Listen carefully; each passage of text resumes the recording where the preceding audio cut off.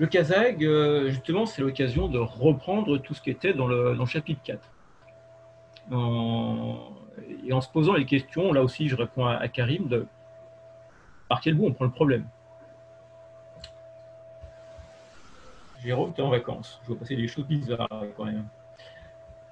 Donc je vais retenter de partager mon énoncé. Est-ce que cette fois-ci vous l'avez? Oui, C'est une bonne chose. Donc je reprends.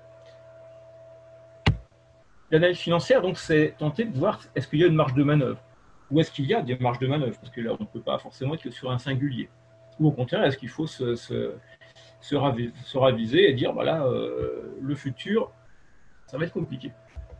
Donc, je reviens sur ZAG. C'est une entreprise qui a eu, et on le verra par la suite, une vie un peu mouvementée. Donc, une entreprise créée il y a une dizaine d'années, initialement créée à Bourg-Saint-Maurice, donc au fin fond de la vallée de la Tarentaise. Elle a connu énormément de succès d'estime à l'époque dans ce monde de freerider. Des skis avec un design en petite série, plutôt assez apprécié. Le problème, c'est que c'est un succès qui reste plutôt un succès local. Ça va plutôt être visible dans les comptes. Cette entreprise a déménagé pour s'installer à Chamonix et donc pouvoir mettre sur ses logos dans toute sa communication ZAG, Chamonix. Donc ZAG, finalement, cœur de ce qui peut compter pour la montagne, capitale de l'alpinisme, du freeride, etc. Au cœur du Grand Massif. Enfin, du Grand Massif. Alpin, j'entends. Bon. Peut-être que certains connaissent cette marque, hein, qui commence à sortir un peu de son pur secteur de spécialisation. Et là, pour prendre les choses en main, on a 2 années de compte de résultats, N-1 et N. Si on se met sur N-1, et ça va être le début du cas, N-1, l'entreprise est avec un résultat de moins 219 000.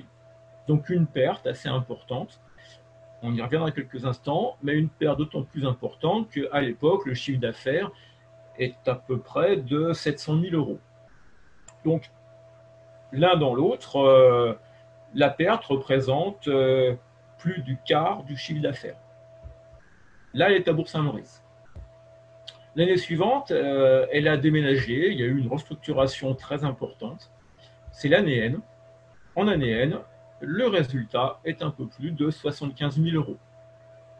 A priori, cette entreprise est passée d'un moment où elle était en perte à un bénéfice. Et ça, finalement, c'est un peu le début de notre cas. Qu'est-ce qui se passe en N-1? Qu'est-ce qui se passe en N? Est-ce que cette entreprise redevient, entre guillemets, fréquentable ou pas? Est-ce que vous me suivez jusqu'à maintenant? Alors, pour nous attaquer à ça, il y a ce mystère N-1 N. Finalement, le passage de je ne suis pas rentable à rentable. La bonne porte d'entrée, c'est ce qu'on a déjà vu, c'est calculer les soldes de gestion. Donc, les marges commerciales, les valeurs ajoutées, les résultats, etc.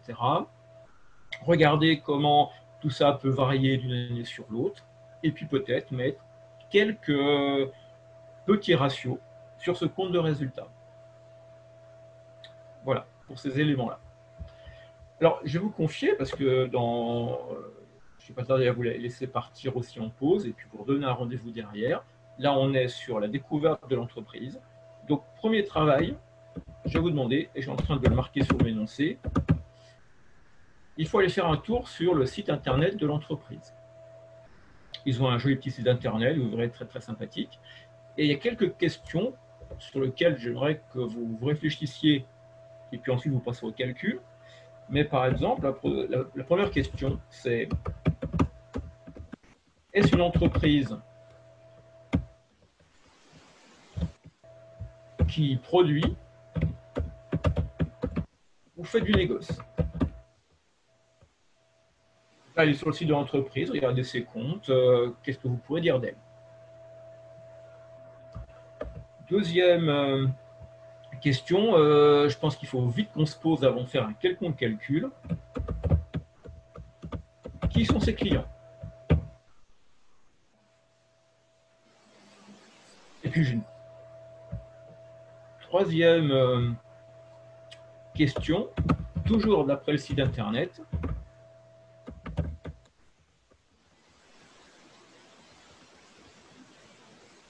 Quelles sont les craintes que l'on peut avoir pour cette même entreprise? Qu'est-ce que je devrais trouver dans mes calculs? Rien que déjà en regardant le site internet, des petits points de détail. Là, je suis sur l'enquête policière dont je vous avais parlé au tout début. Mes calculs viendront après. Dans un premier temps, je regarde, j'observe, je m'interroge, peut-être que j'interpelle, mais je fais connaissance un peu plus activement avec ces entreprises. Et puis après, les travaux que je vais vous demander, sont les classiques. C'est les SIG N et N-1, histoire de ne pas perdre la main.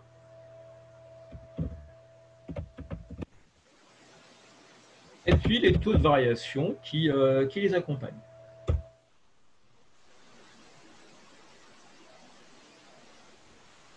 Est-ce que j'ai été clair?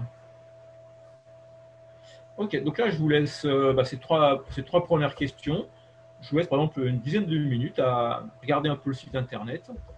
Vous puissiez vous faire une première opinion. Est-ce que je peux vous demander une chose? Oui, je vous en prie. En fait, c'est seulement pour comprendre la méthodologie et la logique qu'il y a derrière. En fait. Pourquoi, en fait, vous posez des questions des clients si je me mets dans la condition d'analyse financière, en fait. Pourquoi je suis intéressée aux clients de cette entreprise et je fais un... Parce que j'ai besoin de savoir qui elle est.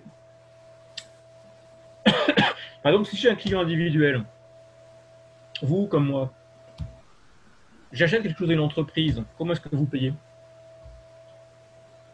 Je paye soit en cash, soit en crédit card s'ils font de la vente. J'ai pas entendu la fin de la phrase. Je dis, vous m'avez dit s'ils sont des clients privés, comment ils payent, non? C'est ça qui va... Voilà.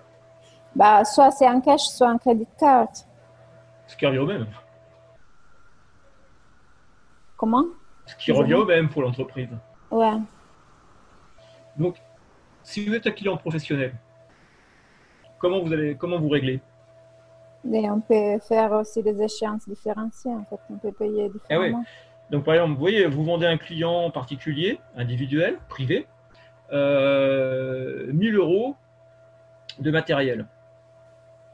Avant de sortir avant de sortir du point de vente, le client vous aura versé les 1000 €. Ouais. Vous avez votre cash. Donc, il a un impact sur le cash flow. C'est ça donc, ça a un impact directement sur votre compte en banque. Si votre client en particulier vous a payé 1000 € tout de suite, bon vous avez les 1000 € quasiment immédiatement disponibles pour pouvoir faire plein de choses, payer vos salariés, payer plein de choses. Si c'est une entreprise qui vous a acheté pour 1000 € de matériel, certainement il y a un délai de règlement. Ouais. Donc ces 1000 €, c'est pas vous vous n'avez pas disponible. Par contre, quelque part, vous continuez à financer ce matériel que déjà le client professionnel a pu utiliser. Donc la question, pour moi, n'est pas anodine. Ça me dit déjà ce que je peux peut-être trouver. Et peut-être déjà, vous voyez, aller sur la question suivante. Quelles sont un peu les grandes craintes que je peux avoir quand je regarde fonctionner l'entreprise? Mais simplement en faisant le film de la vie au quotidien de l'entreprise. Ok. Première question. Est-ce que l'on est face à une entreprise qui produit ou fait du négoce? Les deux. Les deux. Qu'est-ce qui vous fait dire les deux? Ben, c'est la advance. En fait, ils vendent sûrement parce qu'on peut acheter directement en ligne. Et le fait qu'il fait aussi de la production, je l'ai sorti du fichier Excel parce qu'il y a aussi dans le fichier que vous avez montré avant de la production. Donc, si je résume, ils fabriquent ce qu'ils vendent. Ouais. Est-ce que tout le monde est d'accord là-dessus? La matière première, elle vient. C'est pas eux qui la fournissent. Ouais. Pour moi, ils font de l'assemblage. On a des producteurs qui viennent des quatre coins de l'Europe, même du Maroc, si j'ai bien vu. Et donc, ils font l'assemblage des skis chez eux à Chamonix, mais pour le reste, voilà. La grosse partie de production n'est pas chez eux. Exactement. La ski, quelquefois, peut se tromper, mais ils ont changé un tout petit peu leur site internet. On serait venu il y a quelques semaines, vous aviez quelqu'un qui était en train de travailler sur un ski. Excusez-moi, je ne sais pas qu'il y a un enfant qui rigole, c'est juste couper le micro. Bon, j'arrête. C'était chez Fabien, d'accord. Vous aviez une superbe photo qui était sur la première page du site, où vous aviez un monsieur avec une belle chemise version un peu montagnarde, qui travaillait sur un ski, etc. Qui donnait l'impression que les skis étaient fabriqués sur place. Si je rebascule sur le compte de résultats, que vous devez voir maintenant, en fait, ils ne fabriquent rien. Ils fabriquent rien. Ils ont des achats de marchandises. Vous voyez ici, je l'encadre. Pour l'année N, ils ont acheté 1,3 million d'euros de marchandises à des sous-traitants divers et variés, que ce soit pour les skis, pour les accessoires, etc., qu'ils ont revendus ici pour 2 millions d'euros. La quasi-intégralité de leur activité n'est pas une activité de fabrication. D'autres fabriquent pour eux. Eux, ils sont plutôt dans une idée de prototype, de design ou de personnalisation de ski. Et c'est deuxième... Oui. Une question, quand je lis le fichier, je vois production vendue. Dans mon interprétation, ils prennent une matière première, certes, qu'ils ne fabriquent pas. Ils prennent probablement des skis préfabriqués, je sais où, mais ils les transforment. Est-ce qu'on ne peut pas considérer que c'est une production aussi? Non, parce que en fait, la production que vous avez, j'y arrivais sur la deuxième partie de mon discours, c'est absolument pas des skis qui sont fabriqués, c'est des skis qui sont personnalisés. C'est ce que vous avez ici sous la production vendue pour un peu plus de 51 000 euros. Ce qui en fait n'est quasiment rien dans leur chiffre d'affaires. Et c'est pour ça que vous avez un tout petit peu d'achat de matières premières. Vous pouvez leur demander effectivement d'avoir une paire de skis quelque part unique, parce qu'ils vont vous la sérigraphier. C'est principalement là-dessus qu'il y a de la personnalisation. Autant dire qu'en fait, la production, c'est rien chez eux. 50 000 euros sur un montant total de plus de 2 millions de chiffre d'affaires, c'est vraiment très très marginal. Donc déjà, il faut qu'on parte dans cette idée-là, c'est de la marchandise. Première chose. Est-ce que c'est bon pour tout le monde? Moi, j'ai peut-être encore une question. Non, prie. Donc là, on voit bien qu'ils font plus du recherche et développement. Oui, pour l'instant, je vous dis oui. Je sais pas. Ouais. Donc, même pas. Hein. Oui, c'est ce qu'ils font. S'ils font des prototypes, c'est de la recherche et développement, ça. Et après, ils envoient à qui de droit pour construire. Mais ça part de chez eux. Ce que je veux dire à Giuseppe, c'est que là, vous avez raison. Si vous regardez leur site internet, si vous regardez ailleurs, je vous en parler plus tard, mais là, vous avez levé le lièvre, donc le chasseur va en profiter. Il n'y a pas de frais pour recherche et développement. Bon, je n'ai pas bien tout regardé encore. Mais... Vous venez regarder ici, voilà, il n'y en a pas beaucoup. Dans le bilan, frais de recherche et développement, vous avez un montant brut de 41 000 euros. Alors, les frais de recherche et développement, c'est quelque chose qui a le goût, la forme, etc. d'une charge. Mais comme c'est quelque chose qui est censé suivre l'entreprise et surtout ses produits sur plusieurs années, c'est quelque chose qui est amortissable sur une durée de 5 ans. Si vous regardez, eh bien, sur les 41 000 euros de frais de recherche et développement, il y a déjà eu pour 33 000 euros qui a été amorti. Je fais un calcul simple. Les 8 000 qui restent, 8 000 par rapport à 41 000, ça représente un cinquième. C'est-à-dire en fait que la dernière fois qu'il y a eu des dépenses de frais de recherche et développement pour mettre en place de nouveaux prototypes, design, etc., c'était il y a 4 ans. Donc, juste une question par rapport aux frais de recherche et développement. Alors, je ne sais pas si c'est votre domaine de compétence ou non, mais je la pose quand même. C'est par rapport à... Est-ce qu'il y a une norme pour reconnaître certains frais comme frais de recherche et développement? Parce qu'on peut tout mettre dans ces frais, mais est-ce qu'il y a vraiment... Non. Des frais de recherche et développement, en tout cas pour qu'ils soient amortissables tels que vous les avez au bilan, ça doit porter sur de la recherche, mais appliquée. C'est-à-dire qu'il y a une très forte probabilité de déboucher sur quelque chose qui est une application derrière. Par exemple, si vous faites de la recherche sur de la fission nucléaire ou de la fusion nucléaire, vous êtes sur de la recherche fondamentale. Le risque de déboucher sur quelque chose de rapidement bankable, ce serait étonnant. Donc là, vous êtes plutôt sur de l'amélioration de produits, de process, de design, et que si effectivement quelque chose débouche sur de l'applicable, c'est la ligne du dessous qui sera concernée, c'est la ligne par exemple des brevets.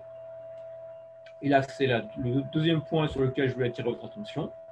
Regardez les brevets, eux aussi sont amortissables sur une durée de 5 ans, mais là, c'est entièrement amorti. C'est-à-dire qu'il n'y a pas eu de dépôt de brevet depuis au moins 5 ans. Voilà, c'était pour répondre à la réponse de Giuseppe. Je vais revenir sur leur site internet et pour dire là, quand même,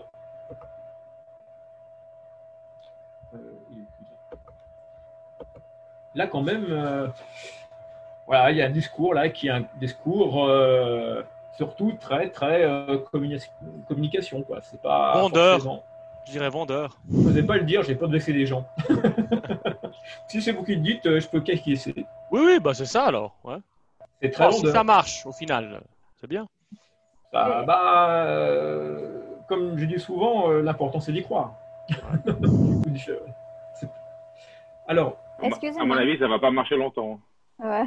Et justement, ça marche très très bien. Ah ouais? C'est ça, vous verrez le compte du résultat. En tout cas, ça marche très très bien pour l'instant. Après, comment vous avez accès à leur compte?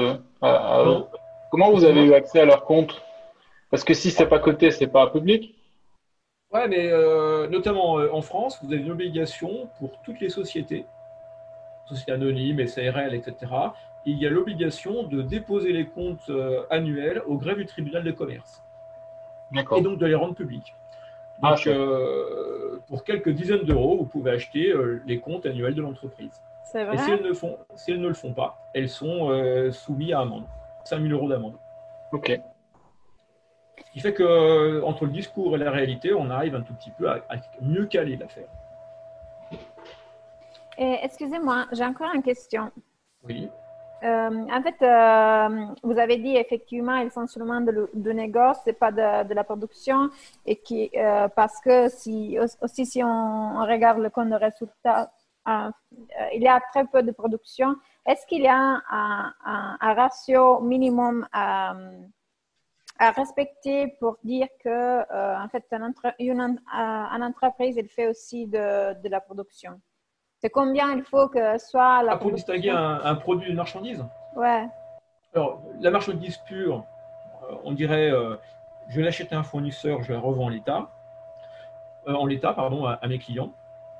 Et généralement, on considère que à partir du moment où vous avez au moins appliqué 40% de transformation, assemblage sur des composants, vous pouvez le présenter comme étant votre propre production. Ok. Mais voilà, c'est vite joué. C'est un pourcentage, donc on peut jouer à la frontière. Monsieur Claire, juste. C'était Guillaume, oui. C'est moi, en fait, juste la recherche et développement, c'était pourquoi? Du coup, je n'avais pas suivi, parce que s'il n'y a pas de production en interne, c'est concernant quoi, en fait? Non, mais par exemple, vous passez par une entreprise qui fabrique pour vous ce que vous allez vendre. Vous allez trouver au pays de l'Est ou ailleurs une entreprise qui va fabriquer vos skis, par exemple. Vous allez leur dire, voilà quel type de ski je veux. Donc, vous avez fait un peu de recherche et développement, mis en place un design, une forme, et vous leur dites, voilà, je veux que vous me fassiez ça. Et eux vont vous le réaliser. Ah, ok. C'est des devis, c'est des devis en fait que vous faites auprès des sociétés à la base. C'est simplement, vous voyez là, est-ce que j'ai un exemple par ici qui traîne non, j'ai pas un. Donc, ils imaginent un ski avec une forme, une composition avec différents matériaux, la manière de le monter, etc. Ça, c'est eux qui investissent, qui travaillent sur l'ergonomie du ski, etc. Trouvent une entreprise sous-traitante qui va le fabriquer en suivant les directives qui sont les leurs. Mais vous avez dû, en tant qu'entreprise, investir pour le processus. Ouais, pour mais vous ne le fabriquez pas, vous. Ah, ok, sur les études papier du produit, quoi, en fait. Voilà. Ouais, d'accord. Ça, c'était ma deuxième question. Ma première question. Pardon. Deuxième question, qui sont les clients? Les professionnels, ouais, les pros ou les particuliers. Alors, il y a effectivement deux types de clients. Vous voyez ici, point de vente. Donc, quand vous cliquez dessus, il faut que ça charge, mais quand vous cliquez dessus, où est-ce que vous pouvez trouver un magasin de matériel de ski qui va être revendeur?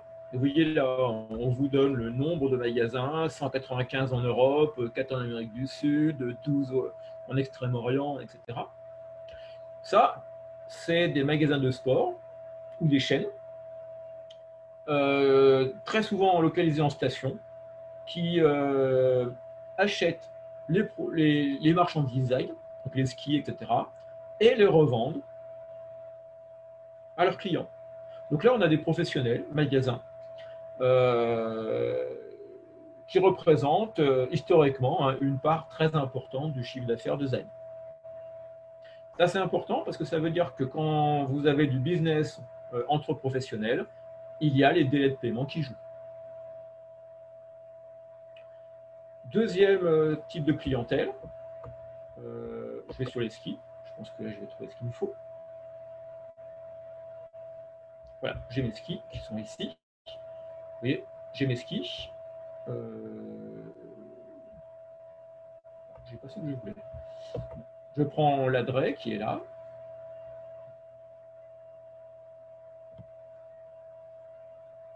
Que je n'arrive pas à charger.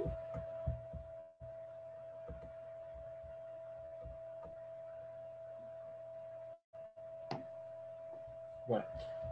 J'ai mes skis. Vous voyez, je peux, sur la partie droite, rajouter des fixations, faire plein de choses. Et puis, qu'est-ce que vous voyez apparaître en bas? Je peux directement les acheter sur le site internet. D'ailleurs, si vous êtes passé sur la première page, on vous expliquait que leur chaîne logistique est complètement capable encore aujourd'hui de vous faire parvenir les skis que vous souhaitez. Là, c'est des particuliers qui achètent. C'est vous, c'est moi. L'avantage pour Zag, c'est que celui qui va passer sur le site internet pour acheter ses skis ou ses accessoires va les payer cash, contrairement aux magasins qui derrière vont revendre les skis. Donc, deux types de clientèle. Une qui a du délai de paiement, une qui paie cash. Ça va pour vous? Voilà, donc là, on a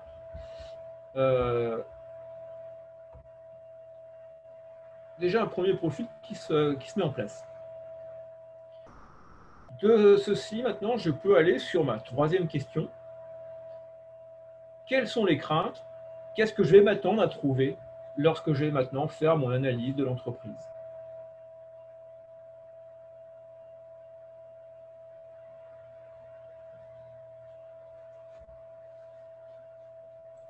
Bah, justement, s'ils font venir les produits d'un peu partout, le problème, par exemple, aujourd'hui, c'est que ça va devenir de plus en plus compliqué. Alors, aujourd'hui, alors là, moi, je pars hors épidémie parce que là, évidemment, ça change un peu la donne. La concurrence? C'est les saisons. Déjà, le domaine d'activité, c'est un domaine d'activité avec une grande concurrence. Oui. Mais revenez au site d'Internet. Qu'est-ce que vous avez pu voir? Le changement climatique aussi. Peut-être, peut-être pas. Aussi, ouais, aussi. Changement climatique, vous savez, ça fait 20 ans que je travaille dessus. On trouve des solutions, on augmente le prix d'un forfait, on augmente un peu le matériel, on va trouver des clientèles un peu plus à l'est, à l'ouest, au nord, au sud. Finalement, il y a une bonne adaptation. Revenons à Zag. Qu'est-ce que vous avez vu il y a quelques instants sous vos yeux? Et ce que vous avez vu, qu'est-ce que ça implique derrière? Ces jours-ci, peut-être que vous achetez sur Amazon, sur Rakuten, sur eBay, etc. Je prends sur Amazon. C'est similaire à ce que j'ai sous les yeux actuellement. Vous avez repéré ces beaux skis. Ils sont beaux. Hein. Bah, ceux-là. Vous voulez l'acheter. Bon, je ne vais pas sortir ma carte de crédit parce que le cours me reviendra un peu cher. Hein.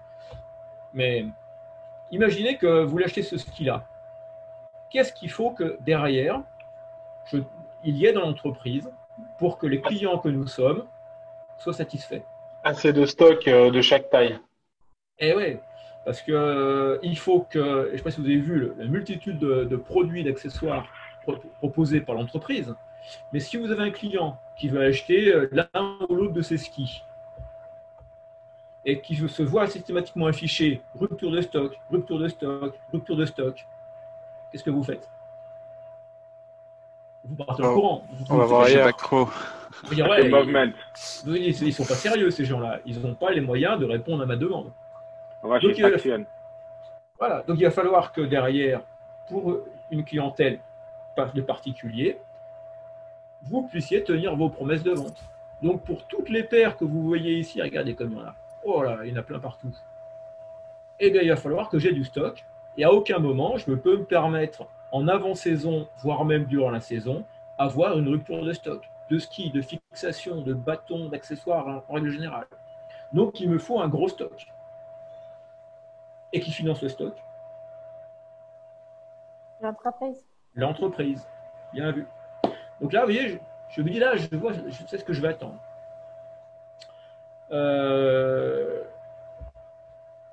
Et qu'est-ce qui risque de se passer? J'en ai vu passer un. Qu'est-ce qui risque de se passer si vraiment j'ai dû constituer du stock et que, par exemple, je suis sur un hiver où il y a une grosse épidémie et qui fait que les stations vont fermer prématurément? Ah, il y a de la liquidation, là, il y a des sacrés soldes, quoi. J'ai vu que vous avez, Jessica, repéré le H85 Levy à 50% de solde. Ouais. En fait, ça, c'est assez récurrent. Cette année, les montants sont beaucoup plus impressionnants que d'habitude. Mais là, on rentre dans la période où la quasi-totalité des skis qu'ils ont en ligne, en vente, vont connaître une forte baisse de prix. Simplement parce qu'ils ont des stocks, ils ont dû constituer des stocks pour répondre à la demande des clients. Et le problème qu'ils mettent en avant le fait qu'eux, ils sont freeride, freestyle, etc. et ont un design chaque fois original, eh bien, les skis d'il y a 2 ans, vous aurez du mal à les vendre à la prochaine saison à vos clients. Ils vous diront, attendez, ça on a déjà vu. Donc, ils sont obligés de récupérer comme ils peuvent de l'argent en déstockant un maximum. Mais là, cette particularité à ce domaine d'activité, dans le prix de vente du ski en début de saison, c'est inclus. Ils essayent, mais ils sont quand même coincés par la concurrence. C'est-à-dire qu'ils ne peuvent pas se permettre non plus de vendre à qualité similaire de ski, à usage similaire, quelque chose qui soit bien plus cher que les concurrents. Mais aussi, s'ils font ça tous les années, les clients, ils sont déjà. Donc, ça aussi met un cap sur le prix qu'ils peuvent faire.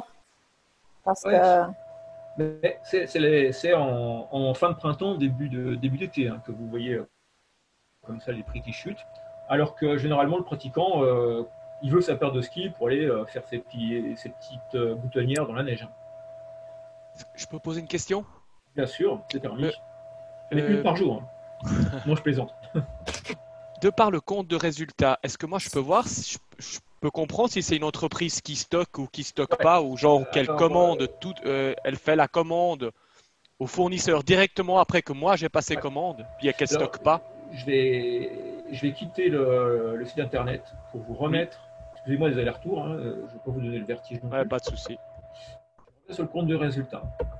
là aussi, l'activité, il faut bien se rendre compte que les skis doivent être disponibles quand? L'hiver. Pour la clientèle, entre autres, de magasins de sport, il faut que les skis aient été livrés dans les magasins avant que ne débute la saison. Vous êtes d'accord avec moi? Oui. Donc on a quelque chose vraiment qui est très lié à l'activité, où il faut qu'ils aient quasiment tous les skis et accessoires disponibles durant l'automne, pour que ce soit en début d'hiver dans les magasins de sport, ou en tout cas déjà en vente sur Internet pour les particuliers. Et quelque part, ils ont besoin d'être très bons en termes de prévision de vente. Parce que recommander en cours de saison à une usine sous-traitante du matériel de ski au mois de février, ça fait flop. Ils l'auront, mais beaucoup trop tard, leur commande. Donc ça, c'est un peu comme les masques, hein, vous les avez ou vous ne les avez pas.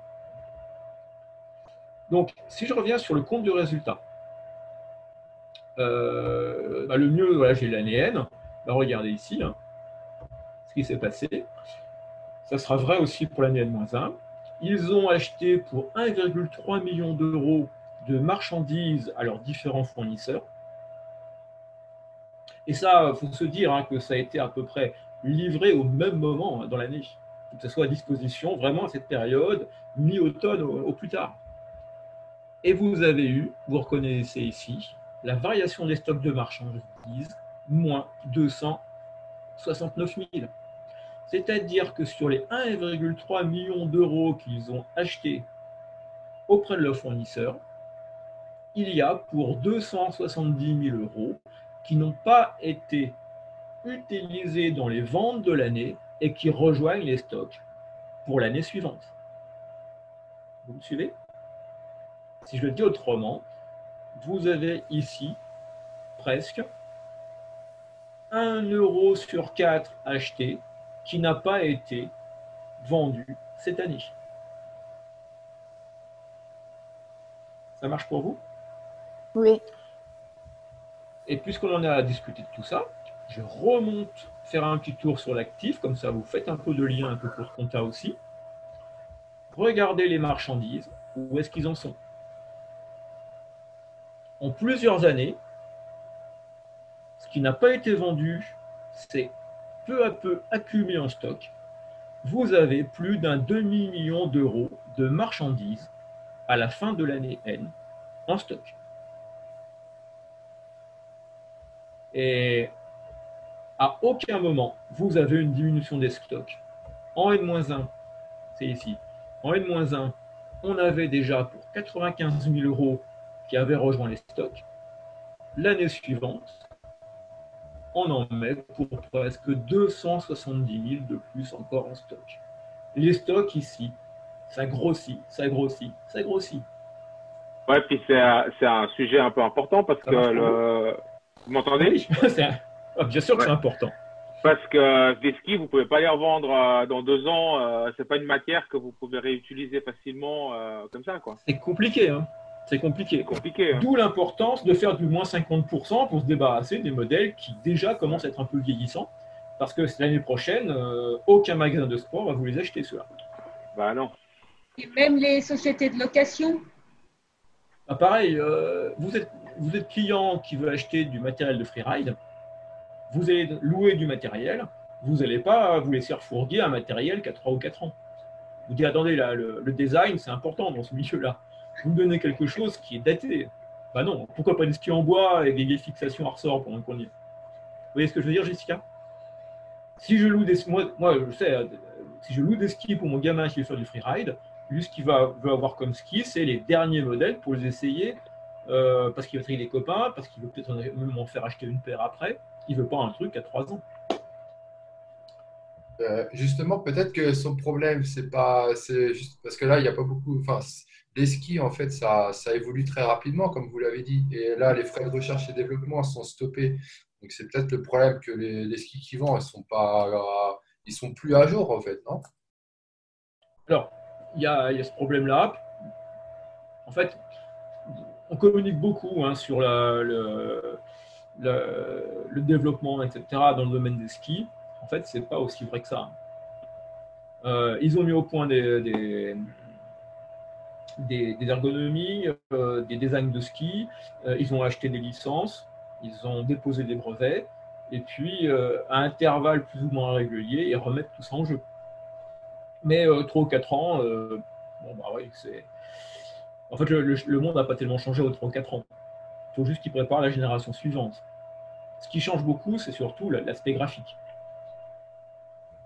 Alors, combien de temps on lui laisse avoir un stock énorme comme ça avant que quelqu'un vienne nous dire, mais dis donc, ça n'a rien à faire là, ça. Jusqu'à quand on le met à la poubelle, quoi? On le laisse traîner comme ça pendant des années, ce stock, ou? Non, non, là, ça va disparaître des comptes. Là, on est sur les stocks, là, les 500 000. Alors, dans les 500 000 que vous voyez apparaître, hein, il y a les 269 000 de l'année. Donc, on est sur un stock là qui a à peu près, pour les éléments les plus âgés, à peu près 3 ans. Mais on n'ira guère plus loin. Dans ce type d'activité, ça n'a plus de raison d'être. C'est un peu comme si vous êtes sur du téléphone du Natel et que vous avez un stock de Natel 2G ou 3G. De par le changement de technologie, ça ne vaut plus rien. Ok. Après, si je peux encore me permettre, c'est qu'il y a aussi certaines entreprises ou fournisseurs qui envoient la marchandise, puis si elle n'est pas vendue, il est possible qu'ils puissent la restituer en arrière. Ça se fait beaucoup, mais c'est clair que ça a quand même du prix au point de vue stock dans l'entreprise, il va quand même payer le stockage, mais en même temps, il y a quand même une perte qui est moindre parce qu'il peut rendre tout ce qui n'a pas été vendu. Et ça a un bénéfice pour les deux, en tout cas. Ouais, parce que le problème, c'est que là, vous êtes face à des marchandises qui, pour la plupart, sont déjà sérigraphiées à la marque de l'entreprise. Ok. Donc là, il n'y a pas possibilité de faire marche arrière, quoi. Ouais. Après, ils peuvent passer, mais eux, ce n'est pas encore le cas. Vous avez des sites de vente en ligne, vous savez, de produits avec de très fortes réductions. Vous connaissez peut-être les sites genre SportSuite, etc., qui vous expliquent qu'il y a une possibilité de vendre sur une période donnée tel ou tel produit d'une marque. Eux ne sont pas encore passés par là. Tout au moins, pas pour l'instant, je ne l'ai pas encore vu passer. Voilà pour ceci. Est-ce que vous avez des questions? Là, on a commencé à voir un peu quelles étaient les contraintes de ces entreprises-là.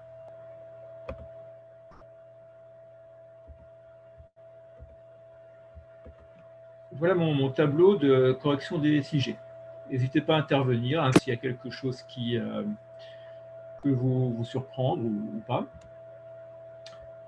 Là, on est effectivement devant une entreprise qui est essentiellement une entreprise qui fait du négoce de marchandises. Donc la marge commerciale, ça va être l'élément important pour nous à suivre.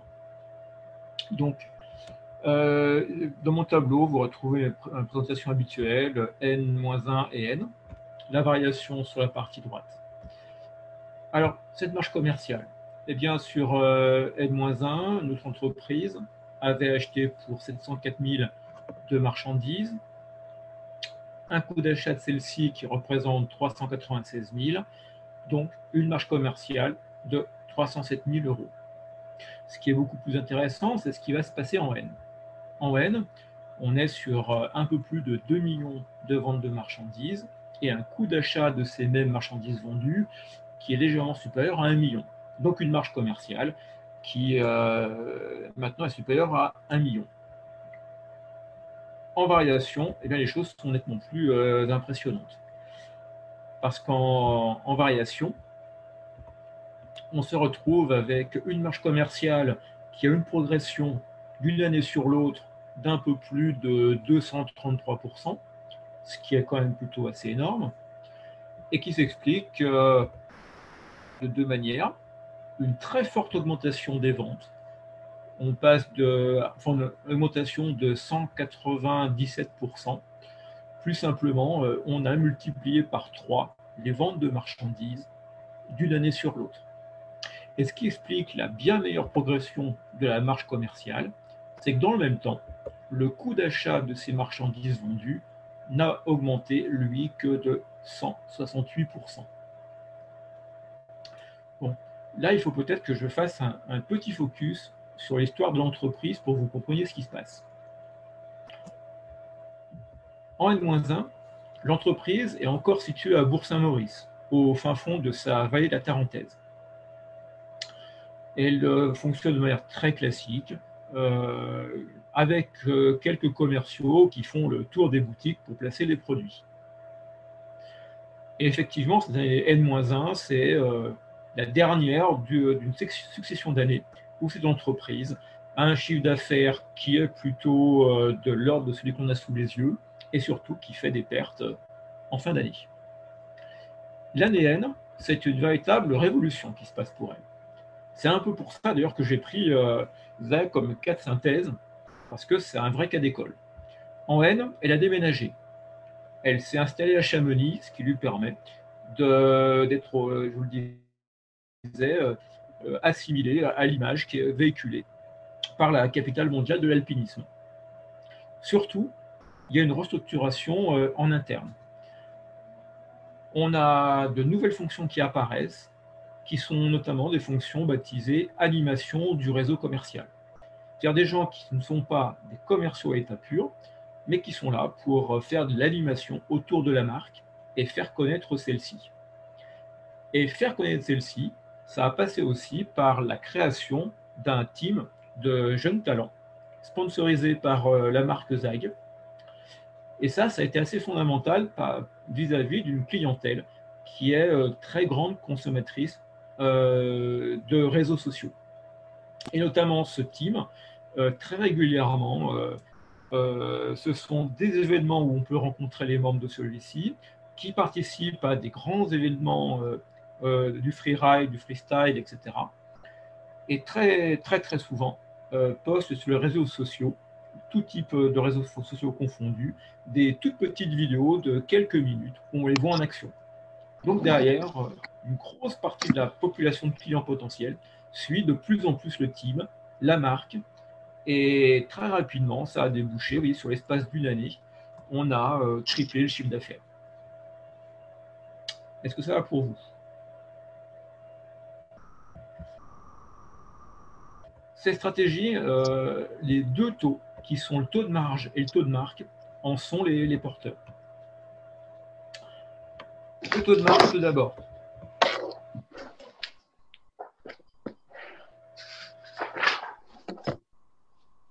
Le taux de marge, tout d'abord.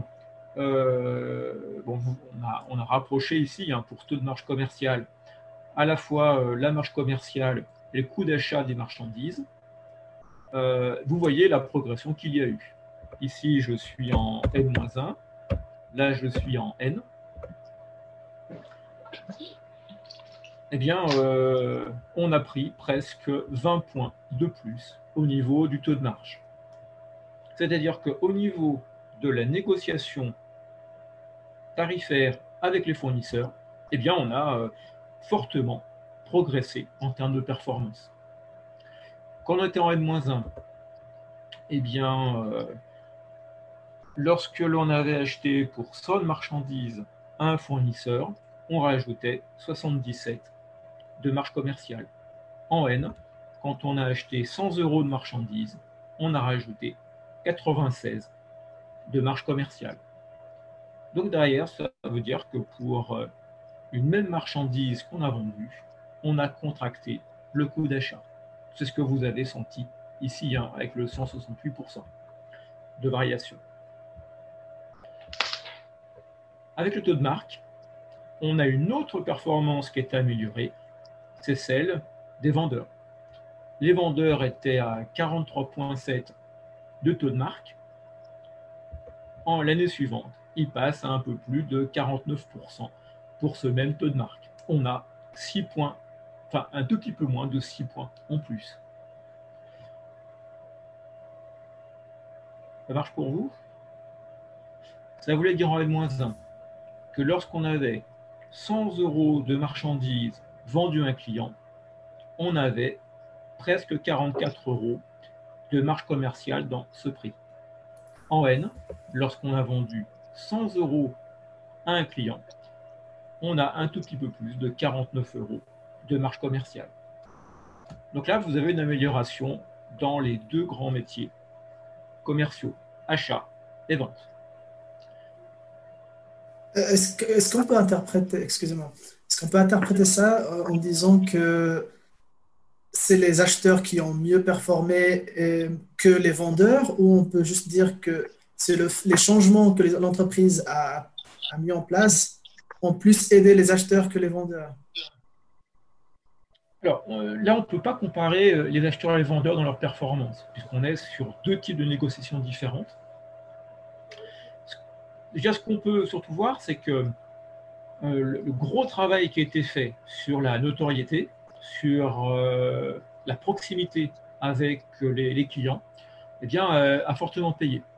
A payé parce que on a maintenant des clients qui sont prêts à payer plus cher l'achat de la marchandise.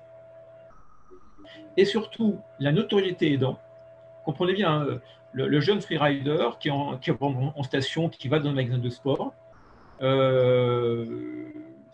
va pouvoir commencer à dire à ce magasin de sport, comment ça, vous n'avez pas de ZAG? C'est quoi ce magasin?